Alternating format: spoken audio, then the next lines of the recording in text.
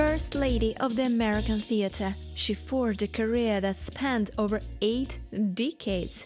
She became a queen of Broadway, won over Hollywood, and then made her mark in television, becoming a quintessential Agatha Christie's Miss Marple for a generation of American viewers.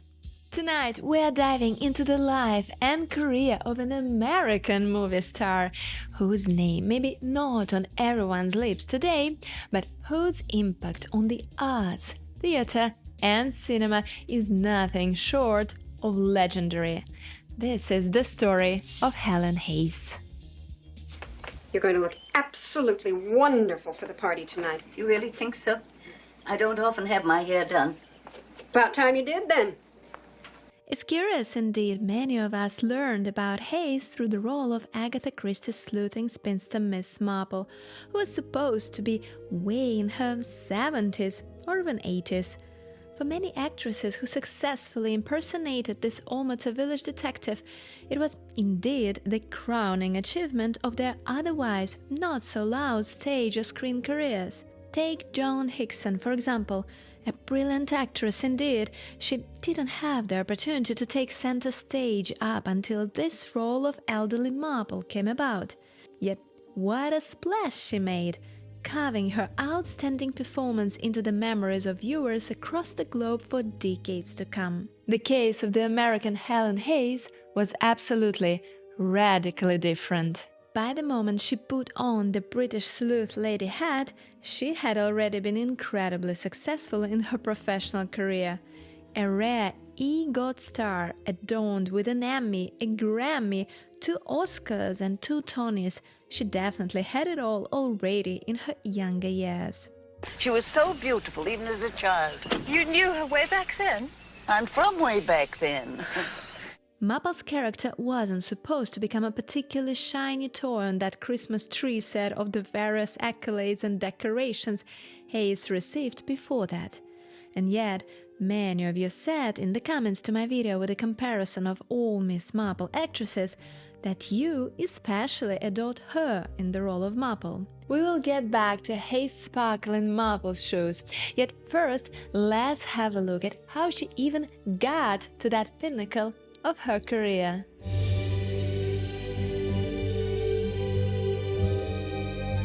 Age mate of the 20th century, Helen Hayes Brown was born on the 10th of October in the year 1900. You might be surprised, yet growing up in Washington, D.C., the daughter of a meat salesman and his alcoholic, stage-struck wife, Helen made her stage debut at just 5 years old. And no, it wasn't her parents' dining room. It was the part of Peace Blossom in a production of A Midsummer Night's Dream at Holy Cross Academy in Washington. And a couple of years later came her Broadway debut in the play Old Dutch. So the real stage, right from the beginning. Though, of course, at the time that was mostly due to Helen's mother's desperate efforts to pursue her own acting career in vain. And now, searching for fulfillment, she put her daughter on stage. Do you think it was wise that you started out as a child? Did you learn a lot? I certainly did. These people all taught me something, and I got a fine education being in the theater, and I did learn my trade, I think. Interestingly, she wasn't an actress to fit the classical theater roles, say those in the plays by William Shakespeare. Instead, a comedian might be a better word to describe her talent that shined and stunned critics in the kind of literate, well-written, unpretentious biographical dramas that have now effectively disappeared from the American theater. Hayes was particularly successful playing historical figures as different as Queen Victoria, Harriet Beecherstowe, and even Mary Stuart, Queen of Scots. It is true that I am Mary Stuart and your queen, and that I come back from France after many years away to take up my rule in this country. It is true, too, that I am inexperienced and none too adept in statecraft. Maxwell Anderson wrote it for me. And when I read it, I said, Max, dear, I cannot do this role because this was the tallest queen in history, and I'm the shortest actress known to the American theater. And it's just, I can't get together with this role. And he said, you're not to think about history. You're not to think about what she really was. You're to think about what I wrote her to be. The theater can be very frightening. It can be frustrating, but it never is boring, because every performance is an adventure with a new audience to conquer. As the golden age of Hollywood dawned, Hayes moved to film, a transition not all stage actors could handle. But Hayes adapted with remarkable skill, winning an Academy Award in 1932 for Best Actress for her role in the scene of Madeleine Claudet, her first sound movie. You're sick. Half-starved, living God knows how, and your son's a great man. Yes, he is. Mm-hmm. Well, I know a lot of old ladies whose sons never deserve to be born. And they're always great boys.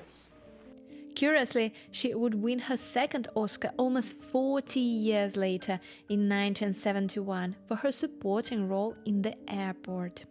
My ticket? Oh, that nice young man at the gate took it. No, he wouldn't do that. You're English, aren't you? I knew it the moment you started to talk.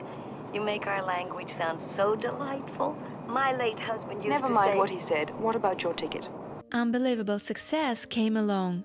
Hayes filmed in quite a few movies with the most famous male actors of her epoch. Hollywood adored Helen, yet imagine she, in turn, loved to refer to movies and TV as canned goods.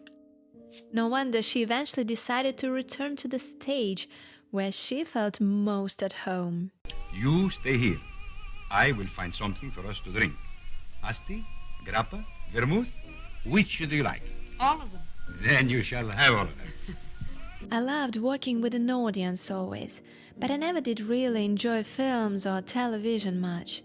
Early on, when I did the films at MGM, I had the joy of working on the set, but never found satisfaction in watching the finished films. So after a couple of attempts, I gave up. Some emeralds, yes. You wanted to keep them, though they belonged to the imperial treasure. Who told you that? Oh, there were many who could have known. You wore them with your last court dress, green and gold velvet and a long train. The photograph was unflattering but accurate. Well, Broadway loved her no less. Hayes' career there continued to flourish, earning her critical acclaim in productions of Mary of Scotland, Victoria Regina, The Skin of Our Teeth, and countless others. You see, she wasn't just famous, she was beloved. Fans saw her as the quintessential American actress. She could play queens and commoners, martyrs and misfits, and bring them all to life with authenticity. I seem always to have reminded people of someone in their family. Perhaps I am the triumph of plain Jane. In addition, Helen would master balancing both stage and screen, becoming one of the few performers to conquer both worlds. She was boldly proclaimed First Lady of the American Theater, and even had a Broadway theater named after her. Luckily, the Helen Hayes Awards, the honors named for her when she was still alive, keep living on. They were organized by the Washington theater community as an equivalent of Broadway's Tony Awards for excellence in the theater. I heard a radio announcer telling the world that I was the First Lady of the American Theater of the Air, and I rushed back to the control room to say, don't say that. Everybody will feel angered by hearing that, my claiming that I'm the First Lady. Don't dare say that. And they said, we have to say it because nobody knows you across the country. You're well known in New York and Chicago and Los Angeles, but not all over the country. So we have to give you a handle to your name so they will understand who you are. This was the level of fame Helen Hayes was bathing in by the beginning of the 1980s, when producers first approached her with a rather challenging proposal, even for such a unanimously acclaimed actress.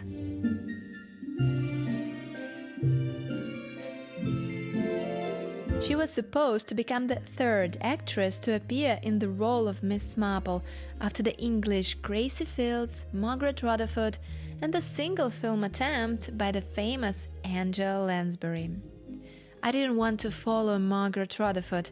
I can't be that funny, Hayes said then, and decided to turn down the part at first, even though a year before that, in 1982, she already appeared in another Christie adaptation, Murder is Easy. You see, the person in question is just the last person anyone would suspect. And so long as no one suspects you, murder is easy. Luckily, producers were able to find the right words to persuade the actress to change her mind at last, and Hayes' Miss Marple eventually became a departure from Dame Margaret Rutherford's eccentric portrayal of Marple. On the opposite, Hayes focused on capturing the essence of Miss Marple's intellect, intuition, and unassuming charm. Oh, dear. Oh, I made a terrible mistake. How foolish of me. I somehow got it all turned round. Don't worry about it, Miss Marple. Lucky gets it turned around herself. What kind of a crack was that?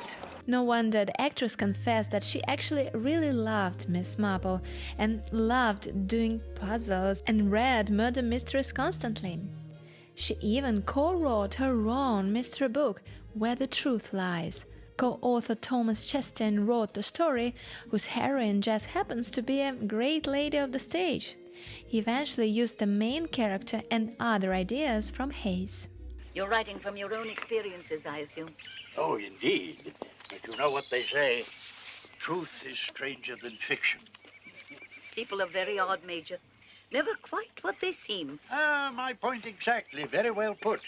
All in all, she made 2 TV movies, A Caribbean Mystery in 1984 and Murder with Mirrors in 1985. Hayes crafted a Miss Marple who was perceptive and delightfully shrewd. She gave the character a warmth and wit that made her Miss Marple as cozy as she was clever. Hayes' Marple wasn't just an observer, she was a quiet force, radiating confidence and a steady gaze that saw more than others could ever imagine. Christian, what is it? You've been wanting to say something to me, but for some reason or other, you're not saying it. To hire an American for the role of a quintessential British lady of the village was a daring stretch for the producers already. And while some purists indeed may have preferred an English actress, Hayes' Miss Marple found favors with American audiences. She transformed the role, infusing Marple's shrewd observations with her distinct theatrical grace. Her portrayal brought Christie's work to a wider American audience and introduced many to the character for the first time, inspiring new interest in Christie's novels, which was already a success in its own merit. Would you agree? She's got backbone. She doesn't sit around all day going cluck, cluck like someone I could name. And she isn't as rude. By the time she took on Miss Marple, Hayes was already well into her 80s, yet her performances revealed an actress still at the peak of her craft. Her portrayal is widely celebrated for its subtlety and warmth, proving that age was no barrier to Hayes' skill or dedication. I hope you don't mean that just because you're elderly, you have a special relationship to death. That's nonsense. Elderly? I'd never think of myself as elderly. I feel just the same as I did when I was 17. Only then, of course, I pitied anyone over 20, and now I don't. The release of the second Marple film in 1985 coincided with her decision to retire from acting, marking quite an elegant end to the otherwise more than celebrated career. In total, Hayes would perform in over 100 stage productions, more than 25 films, and in numerous television shows. I just can't take any more television. I've had it. I've done 3 Agatha Christies. Oh, the torture of getting up before daylight and working sometimes till 10 at night when you had to finish a certain sequence, especially for television. It's a cruel business. I just couldn't do it anymore. Nor did I want to do it anymore if I could.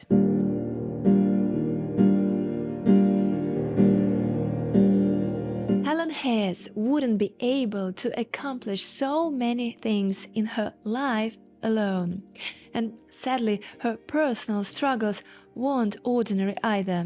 Her playwright husband, Charles MacArthur, didn't feel particularly happy in his profession, even though he received his own Oscar for Best Writing Original Story. They married in 1928, several years before the scene of Madeleine Claudet, that movie that brought Hayes her first Oscar and was written by her husband. Well, that was because Charlie wrote that film. Yes. He wanted to establish me, and he wanted to make me happy. So he wrote a role that was written to order for me, to measure. Mm-hmm. And it won me an Academy Award. It was really his award. Wow. Alas, his later struggles with writing were fueling his severe depression at the times when his wife was the first name on every sucker list. That's how he used to put it himself. They had 2 children, an adopted son James, who became an actor, and a daughter Mary, who suddenly died at 19 due to unexpectedly developed polio. It happened in 1949 when there was a massive epidemic of this illness, and that obviously was a huge blow to Helen and her husband Charlie, who died only 7 years later in 1956 at the age of 60, having finally ruined himself with drink. Helen Hayes survived him for 37 years, having never stopped questioning what could she have done differently to save the lives of her loved ones. And I thought that maybe it was because I was so busy and such a big force in the house and in our family life. The big actress, the big celebrity. Everything focusing on one person in the house isn't too good for the others. It doesn't make them feel as comfortable with themselves as they could be. She did try to step out of the limelight, giving her husband, struggling with writer's block, center stage. Alas, it didn't help much. I thought, now Charlie's gone and I've lost Mary. Jim has gone off and is married and I'm alone. I have a choice. Will I be happy or unhappy for the rest of my life? Simple as that. And I chose not to accept defeat. For the last 30 years of her life, it was the Catholic faith that kept Helen Hayes afloat. She retired from theater in her early 70s, yet still forced herself to live a life she never did before. Most of the secret pleasures of my life were not pills or not quiet drinking or any of those vices, but dreaming of things I'd like to do if I dared. And now I dare. For instance, I'm going off to Australia. I've never seen Australia. I've been around the world and I had a wonderful time. We have a tram to take you to the beach when you want to go. Oh, okay. I've left you an extra towel in case you want to swim. Swim? These are the things that are filling up my life now. In writing, my life is more relaxed and self-indulgent, which it never was before. Well, of course, that wasn't easy for her to keep her head straight and look into the future when in the past she already had it all. Yet she did, and this determination and graceful attitude surely deserve accolades on their own. I sure get tired. Just getting up out of this chair and moving forward, that's hard. I guess it's my theater training. You just cannot let something look hard. It has to look easy. And in making it look easy, you overcome the difficulty of it. You just have to do it blithely and live as simple as you can. Thank you for tuning in here with me tonight, remembering one of the beloved cinema stars of the past. I hope it was time well spent, and I'll see you very soon in one of my other videos on this channel. Meanwhile, take care and bye-bye. Here, I got you these, and they weren't cheap. No sentiment. I won't tolerate any poppycock. Well, I should hope not.